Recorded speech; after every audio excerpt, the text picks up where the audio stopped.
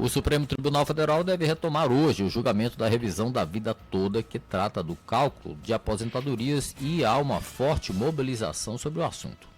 Uma série de pessoas aposentadas podem se beneficiar conforme a decisão tomada pelo STF.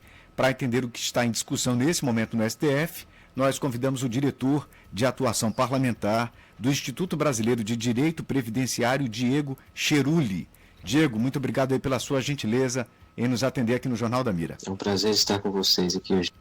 Diego, vamos começar por, primeiro aqui, conceituar o que é a revisão de vida toda.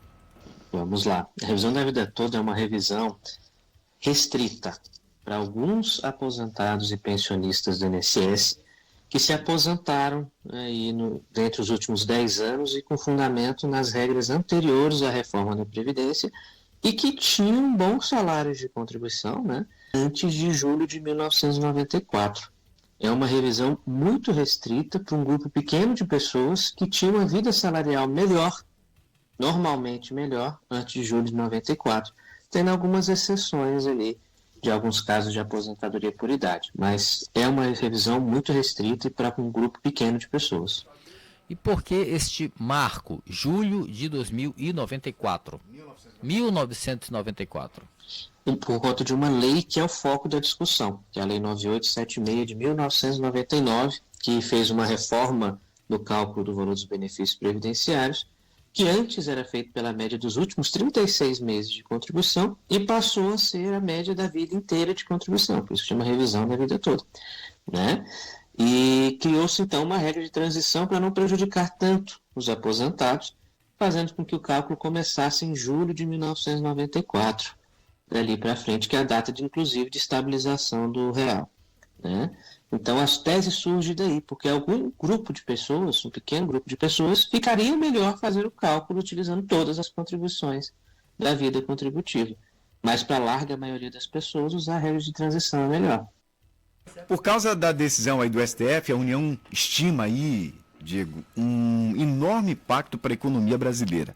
Já outras associações preveem um resultado bem menor. Como a gente poderia chegar a um número mais fiel ao da realidade? O correto é que a União, que é o órgão todo nós confiamos, fizessem os cálculos corretamente, né? Infelizmente, eles pegam todos o número de segurados possíveis e faz um cálculo dizendo, esse aqui é o público que pode ter direito a essa revisão. E não é verdade. Nós estamos com um público aí mais ou menos de menos de 5% dos aposentados com direito a essa revisão. E outra, a maioria aumenta um pouquinho só, né? O valor do benefício de 100, 200 reais, há caso de aumentar um pouco mais, claro, mas a maioria aumenta muito, muito pouco o valor do benefício. Só que isso virou um costume no judiciário, né? As procuradorias federais têm o costume de vir com cálculos que eles não trazem muito bem a fonte, nem a metodologia, e utilizando todo o público-alvo, né, como possíveis detentores do direito, ou possíveis pessoas que teriam um aumento no valor do benefício e queriam um aumento médio no valor desse benefício, faz o cálculo, com uma multiplicação. Fizeram isso em todas as ações judiciais e vão continuar fazendo, porque, infelizmente, no Supremo isso impacta. Quando você chega com um valor de, vai ter um impacto em 5 anos de 400 bilhões de reais, todo mundo assusta, né? Mas no caso dessa revisão, está longe de ser isso. Está longe de ser isso. Nós que advogamos, que fazemos cálculos diariamente sobre esse tipo de matéria, vemos que a maioria das pessoas vai ganhar muito pouquinho. É coisa muito pouca. E o que caberá ao STF decidir?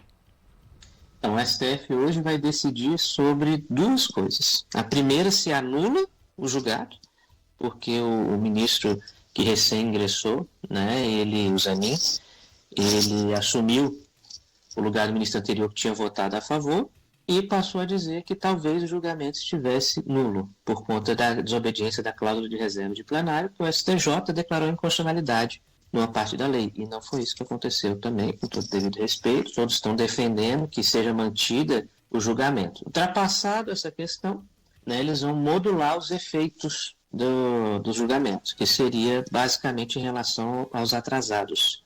Eles querem limitar que as pessoas só recebam os valores devidos de forma retroativa a partir do julgamento no STF ou a partir do julgamento no STJ, né? E dali para trás ninguém receberia nada. Bom, então, pelo que a gente entendeu aqui, o STF pode tomar a decisão de que a revisão da vida toda não é para a vida toda? Não, eles vão dar com uma mão e tirar com a outra. Né? Isso nunca aconteceu, isso é muito preocupante, inclusive os especialistas na área de direito previdenciário se preocupam muito com uma intenção que está se crescendo nos tribunais de que o INSS não podia agir de forma diferente. Então, por isso, eu só vou poder pagar atrasado a partir do momento que o tribunal disser que pode. E isso é uma incongruência gigantesca, né? Porque no caso da revisão da vida toda, a lei sempre existiu. Não estão se criando lei, a lei sempre existiu e sempre deu essa opção. E o INSS entendeu, por pareceres jurídicos, que não deveria aplicar. Então, isso é muito perigoso para toda a sociedade. Mas vamos aguardar cenas dos próximos capítulos do Supremo, né? Bom, e deve demorar para sair a decisão, porque a retomada da discussão é hoje, mas isso não significa que a decisão saia imediatamente ou em curto prazo, né? Eu creio que vai demorar bastante, tá? Porque não há consenso entre os ministros, isso é muito claro. Os ministros, eles não chegaram ainda em um acordo, um consenso sobre o que fazer. Existem 2 ou 3 propostas de modulação, uma delas é pagar tudo, normal, a outra é pagar a partir do julgamento supremo, a outra é pagar a partir do julgamento do STJ, e tem teses defendendo a nulidade e tem teses defendendo a não nulidade do julgado. Então, é um caso muito complexo que os ministros vão ter que se unir, formar a maioria para poder chegar a uma conclusão. Eu creio que hoje isso não acabe. Diego Cheruli, muito obrigado aí pelas suas explicações a propósito dessa situação aí que está no STF. De nada, estou sempre à disposição. Bom dia a todos.